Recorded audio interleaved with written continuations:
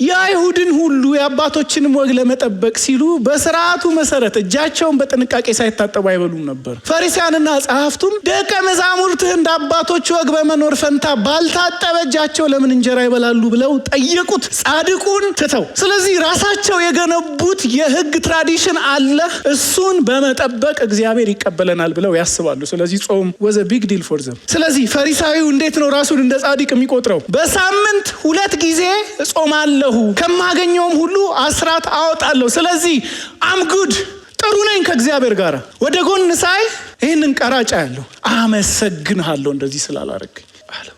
እስቲ እናንተን ካልቸር ንገሩኝ። ሙሽራው ከነርሱ ጋር እያለ ሚዜዎቹ ሊጾሙ ይችላሉ? በፍጹም አይችሉም። ኢንአፕሮፕሬት ነው፣ ንቀት ነው። ስለዚህ ከእግዚአብሔር የሚመጣውን ጽድቅ በነፃ መቀበል ትተው የራሳቸውን ጽድቅ ሊያቆሙ ፈለጉ። ስለዚህ ከእግዚአብሔር ከሚወጣው ጽድቅ ወደቁ። ራሳቸው ያቆሙትም ጽድቅ እግዚአብሔር ፊት ለመቆም በቂ አልነበረም። ማን ነው ሙሽራችን? ጾም ካላችሁ በደንብ ነው የምንጾመው። ኢየሱስ እኮ ስትጾሙ ብሏል። ኢትስ ኦብቪየስ። ግን እግዚአብሔር ፊት ጽድቅ ለማግኘት አንጾምም። ጸሎት ነው፣ በደንብ ነው የምንጸልየው። እግዚአብሔር በልጁ በኢየሱስ ክርስቶስ ኦልሬዲ ስለተቀበለ ከክርስቶስ ጋር ባለን ህብረት ከእርሱ ጋር ኦልሬዲ ስለተያያዝን ዩናይትድ ስለሆነ ከዛ ተነስተን እግዚአብሔርን ለማስደሰት እንኖራለን። ከእረፍት ተነስተን እንኖራለን እንጂ ከመቅበዝበዝ ህይወትን አንኖራትም። ኢየሱስ ማስተሰሪያ መስዋዕታችን።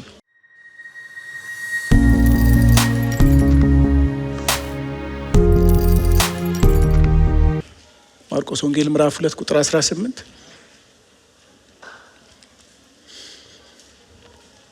እግዚአብሔር ቃል እንደዚህ ይላል። የዮሐንስ ደቀ መዛሙርትና ፈሪሳውያን ይጾሙ ነበር። አንዳንድ ሰዎችም መጥተው ኢየሱስን የዮሐንስና የፈሪሳውያን ደቀ መዛሙርት ሲጾሙ ያንተ ደቀ መዛሙርት ማይጾሙት ለምንድን ነው አሉት። ኢየሱስም እንዲህ አላቸው፣ ሙሽራው ከነርሱ ጋር እያለ ሚዜዎቹ ሊጾሙ ይችላሉን? ሙሽራው ከነርሱ ጋር እያለ ሊጾሙ አይችሉም።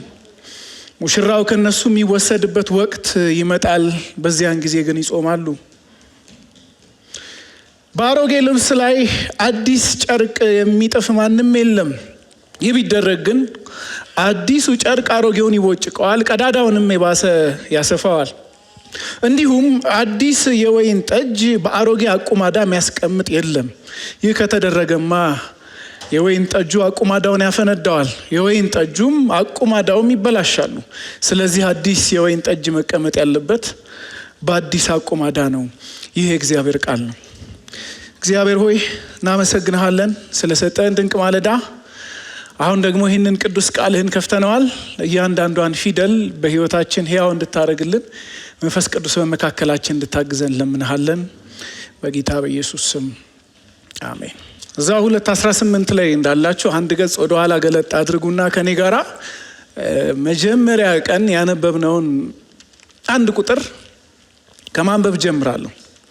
ማርቆስ ወንጌል ምዕራፍ 1 ቁጥር 1 እንደዚህ ይላል። የእግዚአብሔር ልጅ የኢየሱስ ክርስቶስ ወንጌል መጀመሪያ። ይሄ ምናልባት ሄዲንግ አድርገን ከወሰድ ነው የማርቆስ ወንጌል ሄዲንግ መሆን ያለበት ርዕስ ሆኖ መቀመጥ ያለበት ክፍል ነው። ምን? የእግዚአብሔር ልጅ የኢየሱስ ክርስቶስ ወንጌል መጀመሪያ። እንደምታውቁት መጀመሪያም እንደተማርነው ይህ በሮም አካባቢ ላሉ በተለይ በአሕዛብ ዶሚኔት ለተደረጉ ክርስቲያኖች የተጻፈ ወንጌል በሚነገርበት በሚሰበክበት አውድ እግዚአብሔር ማን ነው የሚለው ኮንትሮቨርሻል። ለምን? በዛ ዘመን የነበረው ኢንቫይሮንመንት የነበረው አካባቢ ፖሊቴይስቲክ ማለትም መለኮትን በብዛነት የሚረዳ ለዝናብ የራሱ አምላክ ያለው፣ ለምግብ የራሱ አምላክ ያለው፣ ለእንጀራ የራሱ አምላክ ያለው፣ የራሱ የሀብት አምላክ ያለው፣ የራሱ የንብረት አምላክ ያለው ፖሊቴይስቲክ የሆነ ፕሉራል የሆነ መለኮትን በዛ መልኩ የሚረዳ ማህበረሰብ መካከል ነው ይሄ መልእክት የሚነገረው ማለት ነው። ስለዚህ ሄዲንግ ላይ ወንድማችን ማርቆስ ይህንን ወንጌል ሲጽፍ ሲጀምር ምን ይለዋል? የእግዚአብሔር ልጅ ይለዋል። ይሄ የእግዚአብሔር ልጅ ማለት ራሱ እግዚአብሔር የሚል ኮኖቴሽን አለው። ምነግራችሁ የእግዚአብሔር የራሱን ወንጌል ነው። ይሄ እግዚአብሔር has a name ኢየሱስ ይባላል። ተቀጥያ ደግሞ አለው ክርስቶስ the anointed one የተቀባው አዳኙ ተቀጥያው እሱ ነው ማለት። በጣም የዘመናችንን ዘመናዊቷን ወንጌላዊት ቤተክርስቲያን በማስብበት ጊዜ በጣም ኮንሰርን የሚያደርገኝ አንድ ነገር አለ። ይሄ ምንድነው? ወንጌል የለሽነት ኮንሰርን ያደርገኛል። ወንጌል የለሽነት፣ ወንጌል አልባነት። በብዛት ፑልፒቶቻችን ወይ እግዚአብሔር ጋር ለመድረስ መውጣት ያለብንን ደረጃዎች በሚነግሩን ሰባኪዎች የተሞላች ነች። ይሄን ካደረክ በዚህ መስመር ከተራመድክ ዩር ጉድ የሚሉ፣ ይሄንን ካደረክ በዚህ መልኩ ካደረከው ጥሩ ነህ ናይስ ቀጥል የሚሉ፣ ወይም ደግሞ በዘመናችን ሰልፍ ሄልፕ የሚባል እንትን አለ ራሱን የቻለ እንደውም ኢንዱስትሪ ሆኗል። እና ምንድነው ሰው ራሱን ዲቨሎፕ እንዲያደርግ፣ እነዚህ ነገሮች መጥፎ አይደሉም በነገራችን ላይ፣ እና ሰው ራሱን ዲቨሎፕ እንዲያደርግ፣ ለምሳሌ ነጋዴ ከሆነ በንግዱ ጥሩ ፐርፎርም እንዲያደርግ ራሱን ጥሩ ማሻሻል ስላለበት፣ ለምሳሌ ጠዋት መነሳት ስላለበት ጠዋት ተነሳ የሚል ዲሲፕሊን ሁን የሚል፣ እዚህ ላይ ኢንቨስት አድርግ፣ ይሄንን አድርግ የሚል ኢንካሬጅመንት። አንዳንዴ ደግሞ ማይንድ ሴትን ለምን ሰው ስለ ራሱ ዝቅ ያለ ግምት እንዳይኖረው፣ ሎወር ሰልፍ ስቲም እንዳይኖረው የራሱን ማይንድ ሴት እንዲያስተካክል፣ ስለ ራሱ ያለውን ግምትና አመለካከት እንዲያስተካክል የሚሰጡ ትምህርቶች አሉ አይደል? እነዛን ትምህርቶች በፑልፒት የምናይበት ዘመን ጋስፕል ለስነስ፣ ወንጌል የለሽነት፣ ወንጌል አልባነት የምለው ደግሞ ይሄን። ኦፍ ኮርስ ስለ ታይም ማኔጅመንት እንናገር ይሆናል፣ ልክ ነው። ስለ ዲሲፕሊን እንናገር ይሆናል። ለነዚህ ሁሉ ግን ማዕከልና ስፕሪንግ ቦርድ የሆነ ወንጌል። አሁን አንዳንድ ጊዜ የወንጌል መልእክት ራሱ ሬሌቫንሱን ያጣበት፣ አስፈላጊነቱን ያጣበት ዘመን ላይ ደርሰናል። ማለትም ብዙ ሰው ወንጌልን ወይም የወንጌልን መልእክት እንደ አስፈላጊ አይቆጥረው። ሌላ አፕ ቱ ዴት የሆነ ኢሹ የላችሁም ወይ? ከፍርሃት ነፃ ስለመውጣት አታስተምሩንም ወይ? ስለ ተፍተፍ አታስተምሩንም ወይ? ለምን? አሁን ዘመኑ በቃ እንደሚታወቀው ነው። አንዱ ለስራ ራሱ ተሰርቶ ምንም የሚኮን ነገር ስላልሆነ 9 የተፍተፍ ነጥቦች የሚል ስብከት ከዚህ ጋር ቢሰማ ብዙ ሰው ደስ ይለዋል። ይሄ ክርስቲያናዊ ያልሆነ መልእክት ብቻ ሳይሆን ጸረ ክርስቲያን መልእክት ነው፣ ያለውጣው ማለት ነው። The gospel is everything። ወንጌል ሁሉም ነገር ነው። ወንጌል የማይገባበት አቅጣጫ የለም። ወንጌል የማይሽከረከርበት ዙሪያ ክበብ የለውም። ወንጌል የማይዞርበት ስፍራ የለም። ወንጌል የማይገባበት የሰው ልጅ የህይወት አቅጣጫ የለውም። ከፊዚካል አፒራንሳችን ጀምሮ፣ ከአካላችን ጀምሮ አመጋገባችን ጋራ ይገባል። ትዳራችንን የምንመራበት መንገድ ጋራ ይገባል። ቤተሰብ የምናስተዳድርበት መንገድ ጋራ ይገባል። ገንዘብ የምንይዝበትና ስፔንድ የምናረግበት ፍልስፍናችን ጋራ ይገባል። ወንጌል ሁሉም ስፍራ ላይ ይገባል። ለዛ እዚች ቤተ ክርስቲያን ዊር ኮሚትድ ወንጌል ተኮር የሆነ ስብከት ለመስበክ፣ ከዚህ ጋራ ደጋግመን ወንጌልን ለመናገር ኮሚትድ ነን። ለዛ ነው የማርቆስ ወንጌልን ትምህርት አብረን የጀመርነው እና እንደምታስታውሱት መጀመሪያ የመጀመሪያውን ምዕራፍ ከወንድማችን ከእስሽ ጋራ ተማርን። ኢንትሮዳክተሪ ሪማርክስ ናቸው። የክርስቶስ ኢየሱስ የአገልግሎት ጅማሬው ነው። የክርስቶስ ኢየሱስ የአገልግሎት ጅማሬው ነው። ኢንትሮዳክተሪ ሪማርክስ በቃ ኢንትሮዲዩስ እያደረገ ነው። የማርቆስ ወንጌልን ኢንትሮዲዩስ እያደረገን ነው። ለዛ ሴት እንዴት እንደተደረገ የእግዚአብሔር ልጅ ኢየሱስ ክርስቶስ ሲመጣ መድረኩ ምን ይመስል ነበር፣ እንዴት ተደርጎ ተስተካከለ የሚለውን ከወንድማችን ከእስሽ ጋራ ካየን በኋላ ዘ ኮንፍሊክት ናራቲቭ ይሏቸዋል የመጽሐፍ ቅዱስ አስተማሪዎች። ምን ማለት ነው? 5 መሰረታዊ ኢየሱስ ክርስቶስ ከሃይማኖት መሪዎች ጋራ የተጋጨባቸው 5 መሰረታዊ ትርክቶች አሉ። እነዛን መሰረታዊ ትርክቶች መመልከት ከፓስተር ቀነዓ ጋር ጀመርንና የምታስታውሱ ከሆነ አሁን ካነበብነው ክፍል ጀምሮ ምዕራፍ 3 ድረስ አድርገን ጠቅለል ያለውን ነገር የመጨረሻው ቀን ተማርን። አሁን የምናደርገው አሁን ኮሚትድ የሆነው ጠለቅ ብለን እስቲ እንግባና እንቆፍር። አሁን እሱን ነው በሚቀጥሉ ጊዜያት የምናደርገው ማለት ነው፣ ወይም ቀጥሎ ባሉት ጥቂት ደቂቃዎች። እዚህ ሲን ላይ አንድ ትልቅ ስህተት እንዳንሰራ እንጠንቀቅ። የዚህ መልእክት ምናልባት ጥያቄው ስለ ጾም ይሁን እንጂ የኢየሱስ ክርስቶስ ዋና ትኩረት ግን የጾም ትምህርት መስጠት አይደል። ይህንን አንዳንዶች ይመለከቱና ኦኬ መጾም ያለብን እንደዚህ ነው የሚል ትምህርት ዴቨሎፕ ያደርጉና እዚህ ውስጥ ያለውን ግን ከምዕራፍ 1 ቁጥር 1 ጋራ ካነበብነው ጋራ መሰረታዊ ተያያዥነት ያለውን ዋና መልእክት ሚስ ያደርጉታል። ስለዚህ ስለ ጾም ሳይሆን ስለ 3 ግሩፖች ነው የሚናገረው። ስለዚህ ርዕስ መያዝ የምትፈልጉ ሰዎች ሁለቱን ተከተል፣ አንዱን ተከተል፣ ሁለቱን አትከተል ብላችሁ ያዙት ርዕሳችሁን ማለት ነው። አንዱን ተከተል፣ ሁለቱን አትከተል። ቁጥር 18 አንድ መከተል የሌለብን ግሩፕን ኢንትሮዲዩስ አድርጎልን ይጀምራል። ምዕራፍ 2 ቁጥር 18 እንደዚህ ይላል፣ የዮሐንስ ደቀ መዛሙርት ብሎ ይጀምራል። ለምንድን ነው ዮሐንስን ደቀ መዛሙርት መከተል የሌለብን? አሁን እሱን ነው የምናገረው። የመጀመሪያው ነጥቤ ዮሐንስ ማን ነው? በተለይ የመጀመሪያው የማርቆስ ወንጌል ትምህርታችን ላይ በደንብ ከእስሽ ጋር ስለተመለከትን ዝም ብሎ እንደ ሪማይንደር አንዳንድ ነገር ልበላችሁ እንጂ ስለ ዮሐንስ ማንነት በደንብ ማርቆስ ወንጌል ላይ ተምረናል። ያልነበራችሁ ካላችሁ ዩቲዩብ ላይ ስላለ መመልከት ትችላላችሁ። ግን ዮሐንስ ማን ነው? ዮሐንስ በትንቢት የተነገረለት ቀድሞ የሚሮጥ ነው፣ ከፊት እየቀደመ የሚሮጥ ነው። አንዳንድ የድሮ ቪዲዮዎች ካያችሁ በጣም ነው የሚያስቀኝ። ንጉሱ አፄ ኃይለ ሥላሴ የሚሄዱበት ዋገን ፊት ለፊት ላይ የሚሮጥ ሰው እያለ አይታችሁታል። እያለ ፈጣኑ ነው የሚመረጠው አሉ። እኔ ኋላ ስሰማና ፊት ለፊት ላይ እንዲህ እየሮጠ ምን ይላል? ንጉሱ እየመጡ ነው እያለ ይናገራል ማለት ነው። ፎራነር ማለት ይሄ መንገድ የሚያመቻች ሰው ለንጉሱ አቀባበል የተመቻቸ ኢንቫይሮንመንት እንዲኖር፣ የተመቻቸ አካባቢ እንዲኖር መንገድ የሚያመቻች መንገድ የሚጠርግ ነው ፎራነር ማለት። ዮሐንስ እንደዛ ነበር፣ ፎራነር ነበር። በምድረ በዳ ራሱን እንደገለጠው የሚጮህ ሰው ድምፅ ነበር። ጠየቁት አይደል? ዮሐንስ ወንጌል ላይ የምታስታውሱ ከሆነ የዚሁ ተጓዳኝ ምንባብ ላይ ማነህ አንተ? ልባችንን አታንጠልጥለው ንገረን፣ ነብዩ ነህን አሉት። ነብዩ ማለት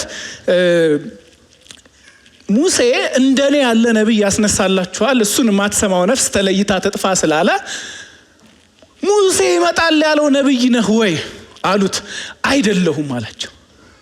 እሺ በብሉይ ኪዳን ነቢያት ተደጋግሞ የተነገረን ስለ መሲሁ ነህ ወይ አሉት። አይደለሁም አላቸው። ታዲያ ማነህ ብለው ሲጠይቁት የዮሐንስ መልስ ምንድን ነበር? ኢሳይያስ ምዕራፍ 40 ከቁጥር 3 ላይ ያለውን ክፍል ጠቅሶ በምድረ በዳ የጌታን መንገድ አዘጋጁ፣ ጎዳናውንም አስተካክሉ እያለ የሚጮህ ሰው ምን ድምፅ? አመ ቮይስ ድምፅ ነኝ፣ አስተካክሉ የሚል ድምፅ ነኝ እንጂ እኔ መሲሁ አይደለሁም ብሎናል። ምዕራፍ 1 ከቁጥር 2 እስከ 4 የጌታን መንገድ አዘጋጁ እያለ በነቢዩ ኢሳይያስ የተጻፈውን እነሆ መንገድህን የሚያዘጋጅ መልእክተኛዬን በፊት ልካለሁ እንደተባለ ከፊት መንገድ እያዘጋጀ ከፊት መንገድ እየጠረገ የሚያልፍ ፎራነር ነበር። ከጌታ ፊት የሚሮጥ ነበር። ምን ያደርጋል?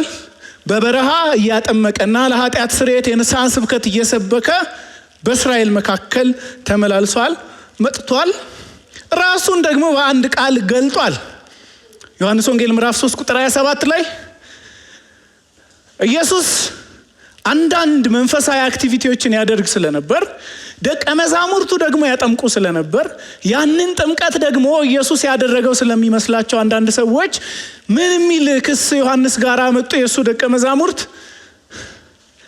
አንተ የመሰከርክለት ሰውዬ እኮ ከዮርዳኖስ ማዶ ያጠምቃል፣ ብዙ ሕዝብም ተከትሎታል ሲሉት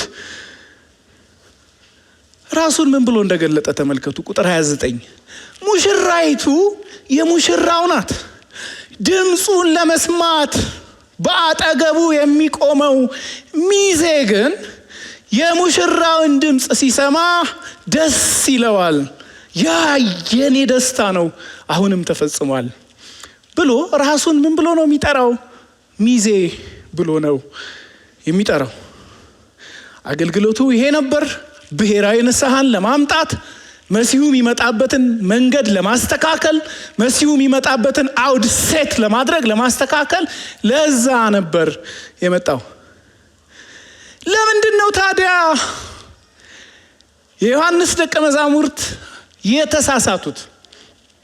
ምክንያቱም ኢየሱስ ክርስቶስ ጋር ሄደው የዮሐንስና የፈሪሳውያን ደቀ መዛሙርት ሲጾሙ ያንተ ደቀ መዛሙርት የማይጾሙት ለምንድን ነው ብለው ሲጠይቁት ኢየሱስ እውነታችሁን ነው አይጾሙም? ና ጴጥሮስ፣ ና አንድሪያስ፣ ና ዮሐንስ ብሎ ሰብስቧቸው ከዛሬ በኋላ 21 ቀን ጾም ጸሎት ገብተናል የሚል ምላሽ አይደለም ይሰጥ። ይልቅ የደቀ መዛሙርቱን አለመጾም ዲፌንድ አድርጎ ትክክል ናቸው ብሎ የጾሙትን ሰዎች ግን ኮንኗል። ለምን? በመጀመሪያ ደረጃ ቁጥር 18 ጋር ነው እነዚህ ሰዎች ስህተት የሚጀምረው። የዮሐንስ ደቀ መዛሙርት ይላል። ስህተት ነው። የዮሐንስ ደቀ መዝሙር መሆን ጥሩ ነበር የመጀመሪያዎቹ 14 ቁጥሮች። ለምን? እሱ የንስሐን ስብከት እየሰበከ የመጣ ነው። እሱን መከተላቸው ወዝ ፋይን።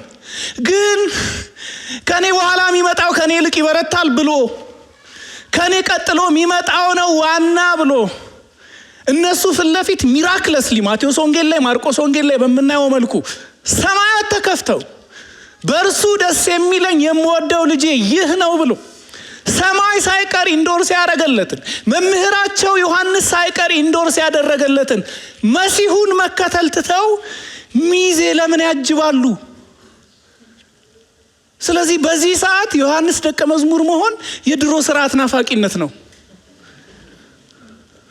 that's not right። ዮሐንስ ደቀ መዛሙርት መካከል አራዳዎች ነበሩ፣ በደንብ የገባቸው። አንዱ እንድሪያስ ነው። ለምሳሌ ዮሐንስ ወንጌል ምዕራፍ 1 ቁጥር 29 ጀምሮ 35 ጀምሮ አንድ ታሪክ አለ። በማግስቱ ከጥምቀቱ በኋላ ማለት ነው ዮሐንስ ከሁለቱ ደቀ መዛሙርት ጋር እዚያው ቦታ ነበር። እንግዲህ አሁን ዮሐንስ ደቀ መዛሙርት አሉ ማለት ነው፣ ሁለት ከሱ ጋር። ኢየሱስንም በዚያ ሲያልፍ አይቶ እነሆ የዓለምን ኃጢአት የሚያስወግድ የእግዚአብሔር በግ አለ። ሁለቱም ደቀ መዛሙርት ይህን ሲናገር ሰምተው ጆን ቴንክ ዩ ፎር ዩር ታይም ሄዱና ረቢ ወዴት ትኖራለህ አሉት። የእንድሪያስ ጓደኞች የነበሩ ዮሐንስ ደቀ መዛሙርት አሁን እዚህ መካከል አሉ፣ ይህን ጥያቄ የጠየቁት መካከል። አራዶቹ እንድሪያስ ግን ቴር ኢን ደ ፊስት ሚዜውን ማጀብ ትተው ሚዜውን ተከትለው ሙሽራው ጋር ሲያደርሳቸው ተባረክ ብለውት ሄደዋል ማለት ነው።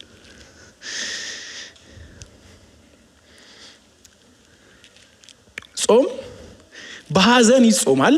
እኔም ይህንን ነው የምገምተው በቀጥታ እዚህ ቴክስት ላይ ምንም ባይል እንኳን በሐዘን ስለሚጾም ምዕራፍ 1 ቁጥር 14 የሚነግረን ዮሐንስ እንደታሰረ ነው። ስለታሰረ ይጾማሉ በሐዘን።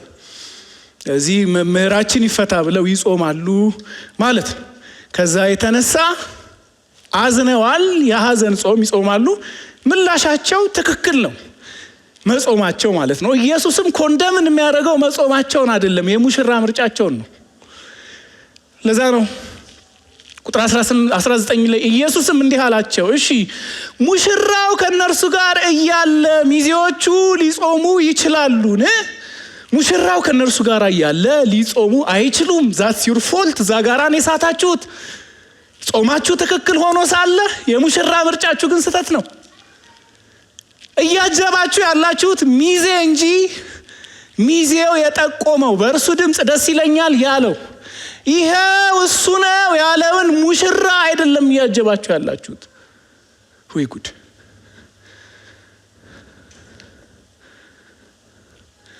በእስራኤል ካልቸር ሰርግ 1 ሳምንት ነው ሴሌብሬሽኑ ማለት ነው። እና በዛ ጊዜ ኢቭን አክራሪ የምንላቸው እንመጣለን በኋላ የፈሪሳውያን ደቀ መዛሙርት ሳይቀሩ እንዳይጾሙ ፍቃድ ይሰጣቸዋል። እና እንደ ዲስሪስፔክት ነው የሚቆጠረው። ሙሽራው ባለበት መጾም እንደ ዲስሪስፔክት ነው የሚቆጠረው። እስቲ ሚዜው ነው የሚያቀን የሞኛ ቃል እስቲ የሰርግ ቀን መጀመሪያ ከቤት ይወጣል አይደል? በእኛ ካልቸር እንደው እየተዘመረ ምናምን አንዳንድ ሳህን እንደዚህ ይሰጣል ለሚዜ ከሙሽራው ጋር። ሙሽራውን ከፊት እናስቀድማለን፣ እሱ ምግብ ያነሳል። ሙሽራ ደግሞ ምግብ ካነሳ በኋላ እኛ ተከትለን እናነሳለን። ለሙሽሪትም እንደዛው ነው። ልክ ሊጨምሩልኝ ሲሉ ቴንክ ዩ ጾም ጸሎት ላይ ነኝ ምናምን ብል ከሙሽራው እናት ግልምጫ ይጀምራል። ለምን? አፕሮፕሬት አይደለም፣ ለዛ ሞመንት አፕሮፕሬት አይደለም። ስለዚህ ሙሽራችሁ ዮሐንስ ከሆነ ልክ ናችሁ። የቱ ጋር ሳታችሁ? ሙሽራችሁን ዮሐንስ አድርጋችሁ ሳታችሁ። ዮሐንስ ራሱ ሚዜ ነኝ ካለ አንተ ሚዜ ጋራ ምን ትሰራለህ? ጎርደንፊ የሚባል የመጽሐፍ ቅዱስ አስተማሪ ከኢየሱስ ክርስቶስ ውጪ ማንንም ወይም ማንኛውንም ነገር የእምነታችንና የማህበረሰባችን የትኩረት ማዕከል ማድረግ አዲስ ኪዳንን ሙሉ በሙሉ አለመረዳት ነው ይላል። ይቀጥልና ራስ እርሱ ብቻ ነው፣ እኛ ሁላችን ለእርሱ የምንገዛ የአካሉ ብልቶች ብቻ ነን ይላል። ጥያቄ፣ ስንቶቻችሁ የሚዜ አጃቢዎች ናችሁ? ስንቶቻችሁ የህይወታችሁን ማዕከል ሚዜ ይዞታል? ኢየሱስ ሳይሆን ሙሽራው ሳይሆን። ከጥቂት ዓመታት በፊት አንድ በተከታዮቹ ዘንድ ዳዲ ተብሎ የሚጠራ ግለሰብ አንድ በጣም አሰቃቂ ትምህርት አስተማረ እና በጣም ብላስፌመስ ነው። በጣም ደነገጥን እኛም በሰዓቱ እና ምንድን ነው ይሄ ብሎ ብዙ ሰው ሪፍሌክት አደረገ። እንደውም ጆሲ ቪዲዮ ሁሉ ሰርቶበታል። እንትን የሚል ምንድነው ያው ሰውየውን አኖኒመስ ለማድረግ ሞከርኩ ግን አይ ካንት። አስተምሮ የነበረው ትምህርት ምንድነው? እኔ ኢፍ አይ ዲስኮኔክት ዩ ከሰማይ አታድግም አለ። መንፈሳዊ እድገትህን ካረኩት በቃ አለቀልህ። ከዛ እንደውም የጆሲ ቪዲዮ ሄዲንጉ የሚለው አገናኝና አለያይ አንድ ነው የሚል ነው እና በጣም ብዙዎቻችን በድንጋጤ ሪያክት አድርገን ይሄማ ብላስፌሚ ነው። ትንሽ ቆይቶ ይሄ ሰው አማልዳለሁ ሳይል የሆነች ነገር ማለት አለብን ብሎ ብዙ ሰው በጣም ጠንካራ የፌስቡክ ሪያክሽን ሰጠ። ከዛ ዳዲም ይቅርታ ጠየቁ። ጥሩ ነው። ከዛ ግን ይቅርታው እንደው ከልብ ያልመሰለኝ ለምንድን ነው? በኋላ ላይ የሰንዴይ ሰርቪስ ላይ አያችሁ እንዴት ተጽዕኖ ፈጣሪ እንደሆነ ሙሉ ሶሻል ሚዲያውን አንጫጫ ነው ምናምን አይነት እንትን ስለሰማው ጄኒውን አልመስል ብሎኛል። እግዚአብሔር ነው የልብ የሚያውቀው። ጄኒውን ከሆነ እግዚአብሔር ይባርከው። የገረመኝ የዳዲ ሳይሆን የዳዲ ልጆች ነው።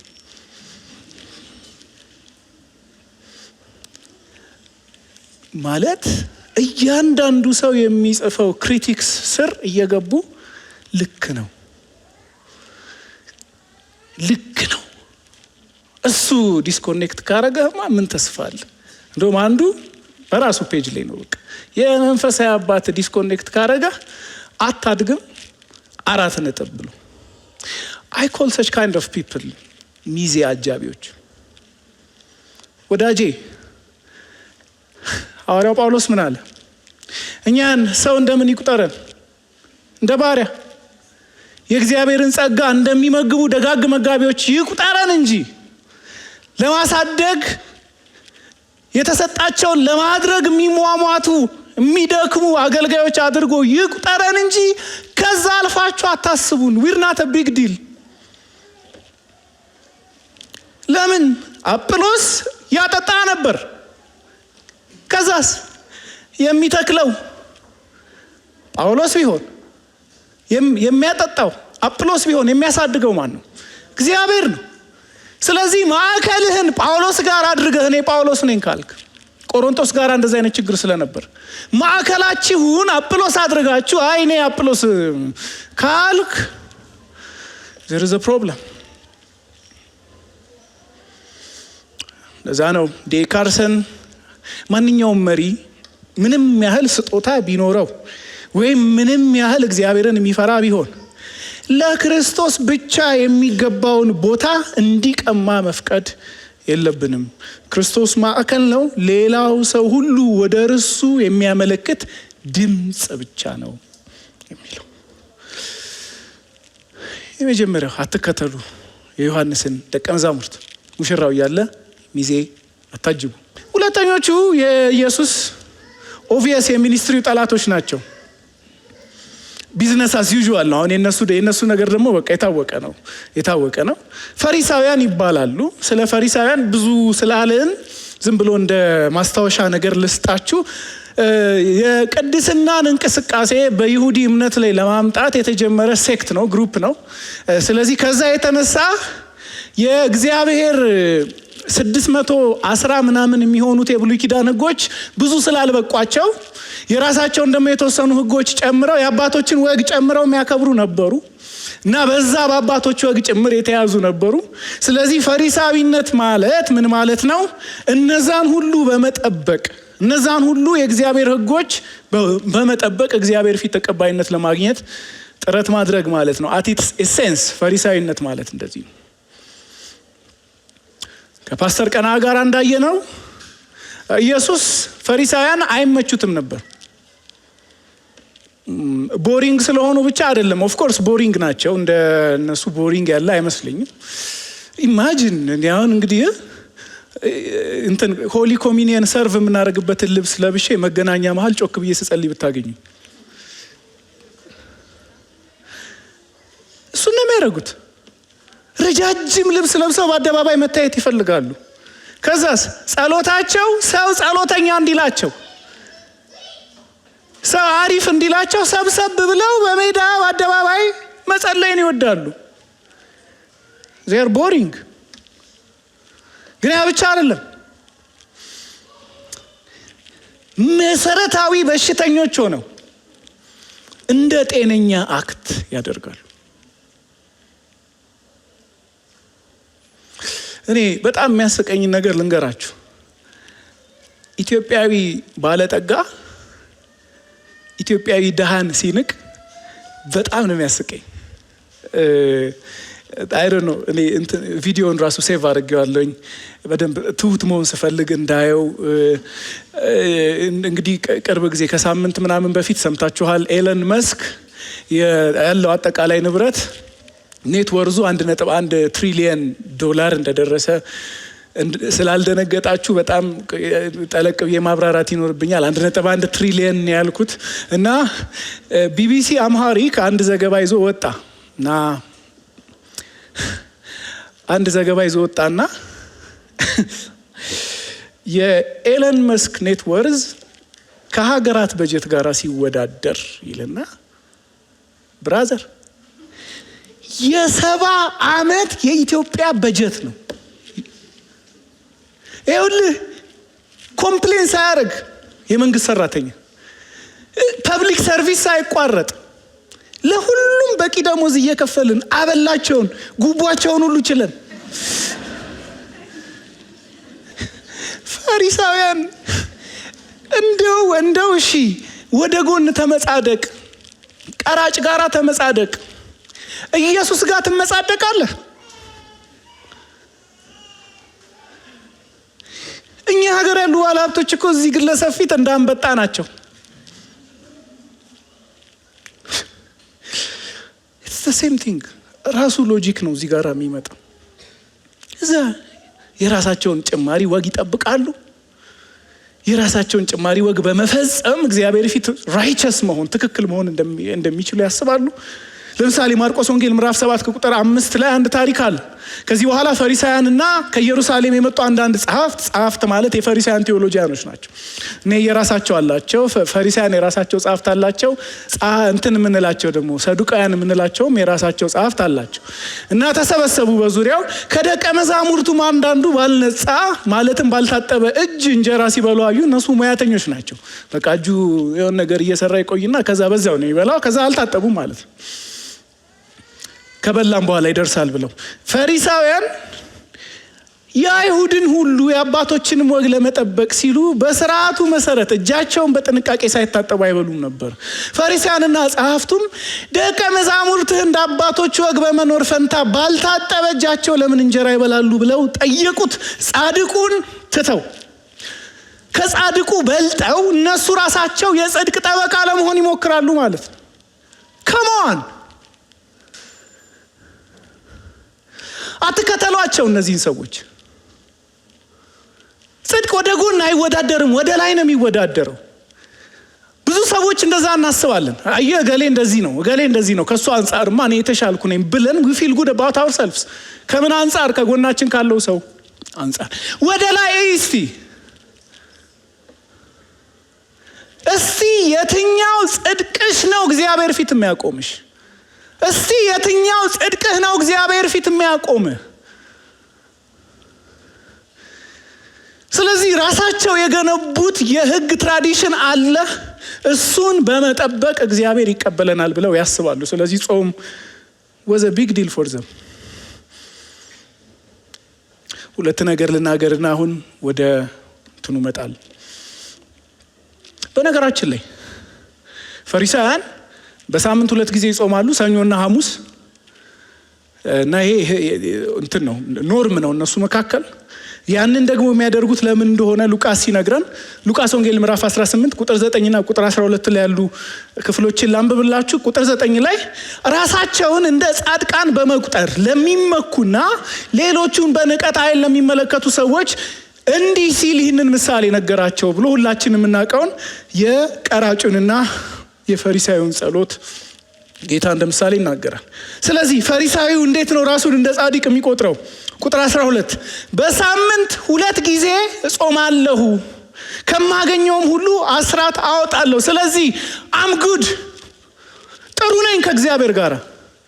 ወደ ጎን ሳይ ይህንን ቀራጫ ያለው አመሰግንሃለሁ እንደዚህ ስላላረግኝ አለው። የሚገርማችሁ እስራኤል የታዘዘ ማለት በእግዚአብሔር በያህዌ የታዘዘ ጾም ዘሌዋውያን ምዕራፍ 16 ቁጥር 29 ላይ እንደምናየው በአመት አንዴ ብቻ መጾም እንዳለበት ታውቃላችሁ። በአመት አንዴ ያህዌ ሪኳየር የሚያደርገው ጾም በአመት አንዴ የሚጾም ጾም ነው። ምንድነው ያቀን? እመጣለሁ ስጠቀልለው ግን በአመት አንዴ አልበቃ ብሏቸው በሳምንት 2 ከዛ እሱን ይዘው ከጎኔ ካለው ይሻላለሁ ይላሉ።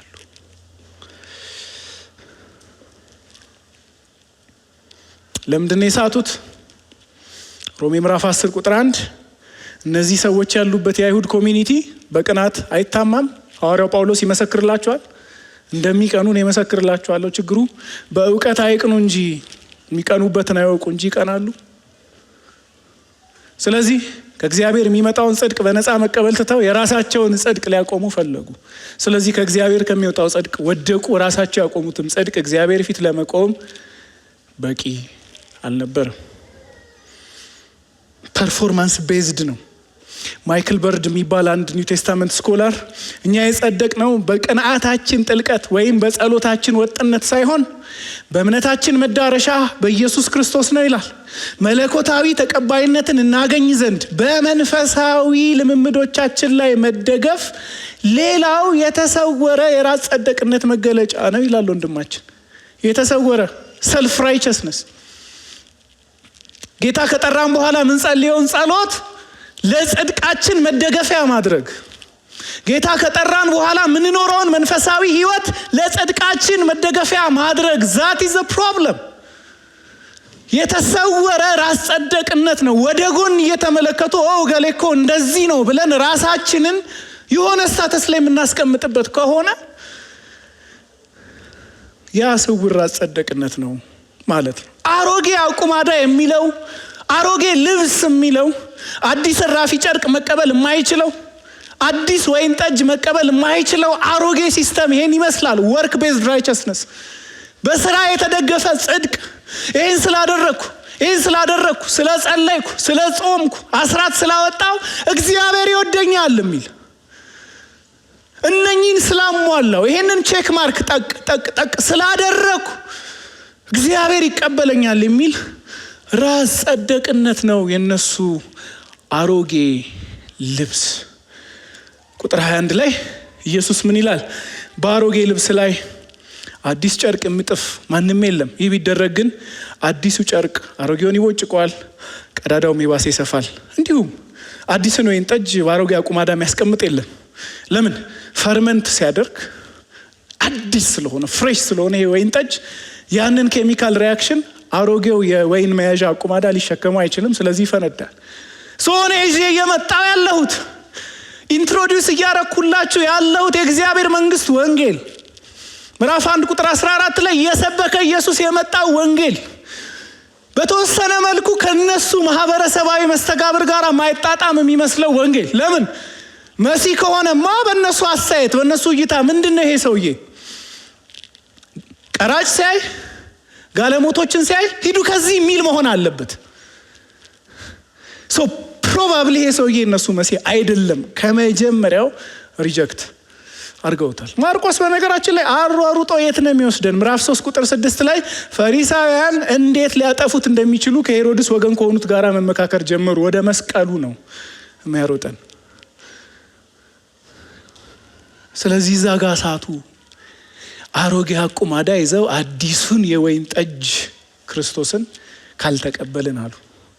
አሮጌ ለዓመታት እግዚአብሔር ፊት ተቀባይነት እንዳያገኙ የሚያደርጋቸውን ሲስተም ጥላውን ይዘው እግዚአብሔር ፊት ተቀባይነት ለማግኘት ሞከሩ።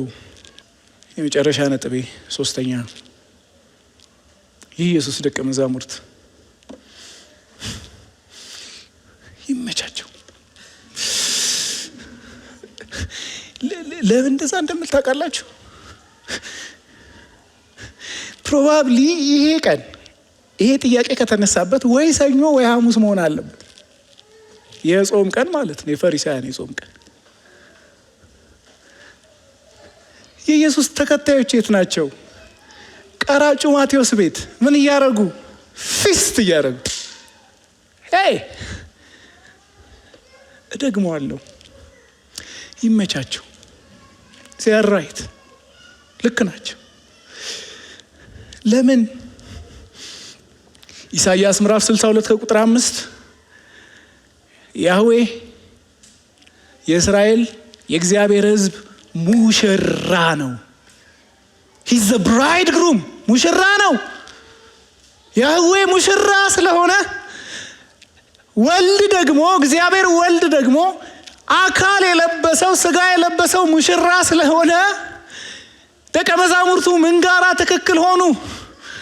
ሚዜ ማጀብ ትተው የእስራኤልን ሙሽራ አጅበውታል። they are feasting with him። ኢየሱስን አዎ አንተ ነህ የምትመጣው የእስራኤል ሙሽራ፣ አዎ አንተ ነህ የእግዚአብሔር ሕዝብ ሙሽራ ብለው አጅበውታል። they are right። ስለዚህ ሙሽራ ደግሞ ባለበት ጾም ነውር ነው፣ አይጾምም። ስለዚህ ምን ያደርጋሉ? ይበላሉ፣ ይጠጣሉ። የመጀመሪያው ክስ ምንድን ነበር? ከቀና ጋር የተመለከት ነው። ከኃጢአተኞች ጋር ይበላል፣ ይጠጣል። ከዛ ትዝ ሲላቸው ለካ ጾም ነው። ለምን? አንዳንዱ ገድፏል፣ ለቤቱ ቁርስ ምናምን ቀማምሶ ሳይመጣ አይቀርም።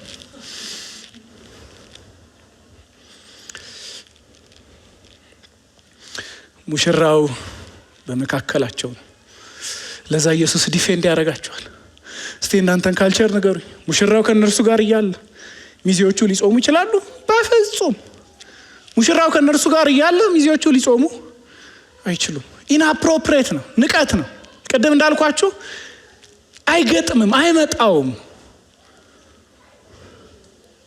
ስለዚህ እነሱ መካከል ያለው እንድሪያስ ትክክል ነው ከቀድሞ ጓደኞቹ ጋር አብሮ ጾም ባለመያዙ።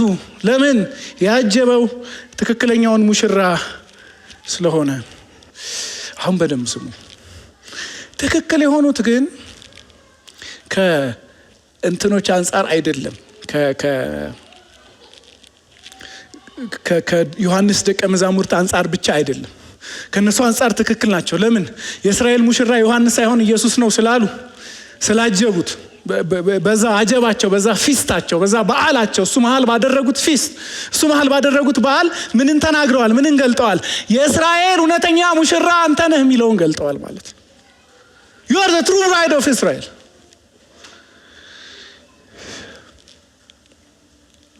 ልክ ናቸው እሱ ጋራ።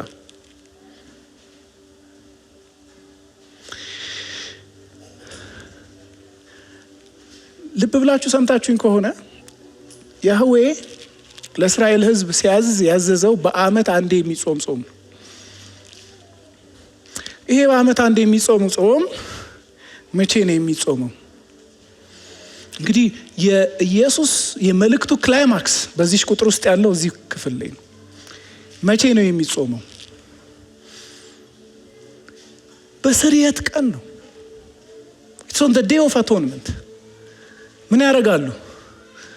ሊቀ ካህኑ የእስራኤልን ሁሉ ኃጢአት ይዞ፣ የህዝቡን ሁሉ ኃጢአት ይዞ፣ ነቁጥ ነውር የሌለበት አንካሳ ያልሆነ እውር ያልሆነ መስዋዕትን ይዞ ያንን መስዋዕት አድርጎ ለህዝቡ ኃጢአት ወደ መቅደስ የሚገባበት ዮም ኪፑር ብለው የሚያከብሩት አንድ ቀን አለ፣ የስርየት ቀን። በዛ ቀን ይጾማሉ። ኢየሱስ ታዲያ ምን አለ? ቁጥር 20 ላይ ትንቢት ተናገረ ማለት ነው። ዲስ ኢዝ አ ፕሮፌሲ። በነገራችን ላይ ትእዛዝ አይደለም፣ ፕሮፌሲ ነው። ቁጥር 20 ላይ ሙሽራው ከነርሱ የሚወሰድበት ወቅት ይመጣል። ሂዝ ፕሮፌሳይንግ። አሁን እንደዛ መካከል የሚያስተውል አልነበረም እንጂ በሰዓቱ ብዙ ነገር ስላልተገለጠ እየተነበየ ነበር የነበረው። ምን ብሎ? ሙሽራው ከደቀ መዛሙርቱ ተነጥቆ የሚወሰድበት ዘመን ይመጣል፣ እረኛውን እመታለሁ በጎችም ይበተናሉ ተብሎ እንደተጻፈ ኢየሱስ ክርስቶስ ሲያዝ ደቀ መዛሙርቱ ሁሉ ይበታተናሉ። መበታተን ብቻ አይደለም፣ አረ እነዚህ የሱ ተከታዮች ናቸው ብለው እነሱ ጋር እንዳይመጡባቸው ነግበኔ ብለው አንድ ቤት ውስጥ መሽገው ሳይበሉ ይቀመጣሉ።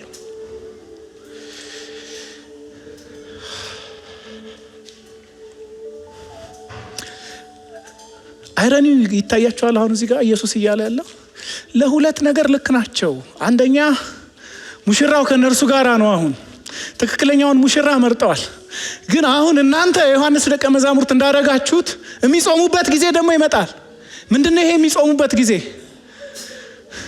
ልክ በቀደመው ኪዳን በኋለኛው ኪዳን የህዝቡ ሁሉ ኃጢአት የሚወድቅበት የሚወርድበት የመስዋዕት በግ ወደ መቅደሱ በቀረበ ጊዜ እስራኤላውያን ሁሉ እንደሚጾሙት እውነተኛው የኃጢአት መስዋዕታችን ኢየሱስ ክርስቶስ፣ እውነተኛው የኃጢአት መስዋዕታችን ኢየሱስ ክርስቶስ፣ ትክክለኛ አቶኒንግ ሳክሪፋይስ፣ ትክክለኛ የመስዋዕት በግ አንድ ጊዜ ብቻ ባቀረበው መስዋዕት የትላንትን የዛሬን የነገን ኃጢአት ፈጽሞ የሚደመስስ የእግዚአብሔር በግ እርሱ ወደ መስቀል ሲሄድ ትክክለኛውን ጾም ይጾማሉ። ምን እያሉ? አንተ የማስተሰሪያ መስዋዕታችን ነህ፣ አብ ፊት መቅረቢያና መታያችን ነህ። የእስራኤል ሕዝብ በበግና በፍየል ደም ወደ አንተ እንደቀረበው፣ ወደ መለኮት እንደቀረበው በማይጠፋ ኮራፕትድ ባልሆነ ባልተመረዘ ባልተረበሸ ኃጢአት በሌለበት ነውር በሌለበት በክቡር ልጁ ደም እግዚአብሔር ፊት እንቀርባለን። ልክ ናቸው።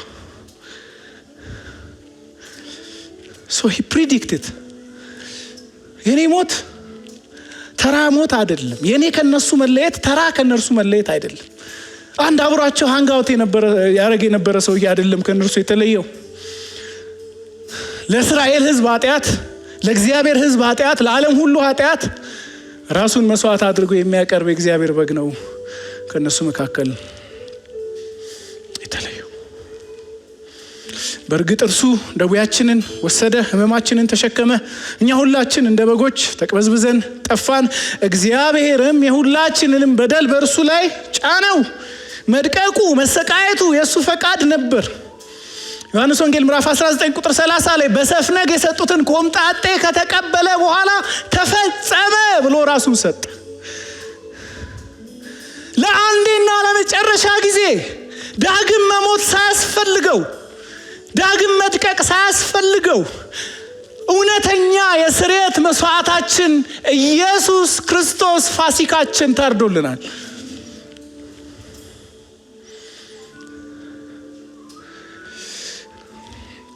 አንድ ጥያቄ ልጠይቃችሁ። የእውነት የደቀ መዛሙርቱ ፓዝ ላይ ነው ያለ ነው? ማን ነው ሙሽራችን? ወይስ እንደ ዮሐንስ ደቀ መዛሙርት ሚዜ እያጀብን ለሚዜ? ወይስ እንደ ፈሪሳውያን ይሄን አርግ ያለው ስለዚህ ጌታ ሊወደኝ ይገባል አናወራ ይሆናል እኮ ግን ውስጣችን ላይ አናገረው ይሆናል እኮ ግን ልባችን ላይ ይሄን አርግ ያለው ስለዚህ አምጉድ፣ ይሄን ሳምንት ጥሩ ጾምኩኝ፣ ጥሩ ጸለይኩኝ፣ ስለዚህ ጥሩ ነኝ፣ እግዚአብሔር አሁን ይወደኛል ማለት ነው፣ ይቀበለኛል ማለት ነው እያልን ነው? ወይስ እነዚህ ደቀ መዛሙርት እንዳደረጉት፣ እንደተነበዩት፣ እንዳሳዩት አንድ ጊዜ ለኛ ለመጨረሻ ጊዜ ወደ ቅድስት የራሱ እንደሚይዞ የገባውን ማስተሰሪያ መስዋዕታችንን እየታመንን ነው? ወገኖች አትሰቃዩ። ክርስትና ከረፍት የሚጀምር ህይወት። ጾም ካላችሁ በደንብ ነው የምንጾመው። ኢየሱስ እኮ ስትጾሙ ብሏል። ኢትስ ኦብቪየስ። ግን እግዚአብሔር ፊት ጽድቅ ለማግኘት አንጾምም። ጸሎት ነው፣ በደንብ ነው የምንጸልየው። ግን እግዚአብሔር እንዲቀበለን አንጸልይም። እግዚአብሔር በልጁ በኢየሱስ ክርስቶስ ኦልሬዲ ስለተቀበለን፣ ከክርስቶስ ጋር ባለን ህብረት ከእርሱ ጋር ኦልሬዲ ስለተያያዝን፣ ዩናይትድ ስለሆንን ከዛ ተነስተን እግዚአብሔርን ለማስደሰት እንኖራለን። ከረፍት ተነስተን እንኖራለን እንጂ ከመቅበዝበዝ ህይወትን አንኖራትም። አሹ ኢየሱስ ማስተሰሪያ መስዋዕታችን። አንድ በጣም ወደው ሰባኪ የሚናገረው ልናገርና እንጸልይ። ኢየሱስ ለደህንነታችን ቀብድ ብቻ አልከፈለም ይላል። ይሄ ሰው አንዳንዶች እንደዛ ስለምንመላለስ ማለት ነው፣ ቀብድ ከፍዬልሃለሁ የቀረውን ተፍተፍ ብለህ ሙላው አይነት ነገር ኖ፣ እንደዛ አላደረገም። በመስቀል ላይ ጽድቃችንን ሙሉ በሙሉ ገዝቶታል። የእርሱ መስዋዕትነት የተሟላ የማያሻማ ሁሉንም የህግ መተላለፎቻችንን ለመሸፈን ፍጹም በቂ መስዋዕትነት ነው። እግዚአብሔር ይመስገን፣ ስላሳረፈን እግዚአብሔር ይመስገን። ይሄ ነው በቃ የክርስትና ሞቲቬሽን፣ ፊውሉ ይሄ ነው። ክርስቲያን ሆኖ ለመኖር ፊውሉ ይሄ ነው። ለመጸለይ ፊውሉ ይሄ ነው። ነዳጁ ይሄ ነው። የሚያነሳሳን ይሄ ነው።